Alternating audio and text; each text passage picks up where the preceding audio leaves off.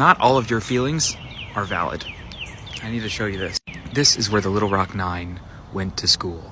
Or rather, it's where they tried to go to school before the governor of Arkansas brought the National Guard to stop them, and the president had to step in, nationalize the National Guard, and allow children to walk into schools with armed guards. In case you missed it, or Florida Governor Ron DeSantis made it illegal for you to know this, the Little Rock Nine were 9 black students in Little Rock who were integrated into an all-white school after the Supreme Court ruled on Brown versus the Board of Education. I bring this up in the context of feelings, because the people who showed up to violently stop this integration from happening, and the governor of Arkansas who used his political power to stop this from happening, likely felt like they were doing the right thing.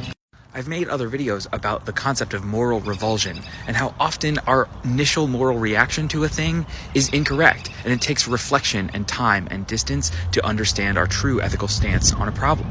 I never met them, but these yelling white women and these violent white men probably felt a lot of anger and righteous indignation. Were those feelings valid? I'm not so sure. Part of why we need the law in the first place is to temper these animal instincts of ours. Speaking of the law, segregation became illegal, but it didn't seem to end. Why? This is a map of where it is legal to fly a drone. You'll notice it's a red box with restricted operations because it is a historical site. I can't fly a drone over the school, but if I want, I can walk literally just a block and a half away and shoot up into the sky and film it from there. You can often accomplish the same thing in different ways. Philosophers of mind will be mad at me for misusing the term, but we call this multiple realizability in the biz.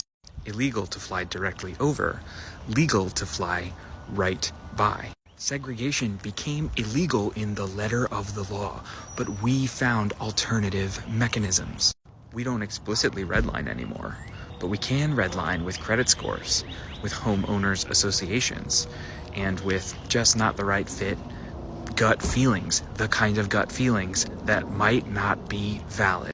One of the most mind-opening books that I've read over the last couple years is The Sum of Us by Heather McGhee. It goes into depth about how these feelings of worthiness and unworthiness that we feel towards the other often hurt us as a society. It's in my reading list and I've made other videos about it, but I'll close with this. While there are some radical laws on the books right now, the fight has mostly changed. Now, instead of the fight being about who's worthy to be in the school, a publicly funded shared resource, our anger is directed towards economic policies that would uplift everyone.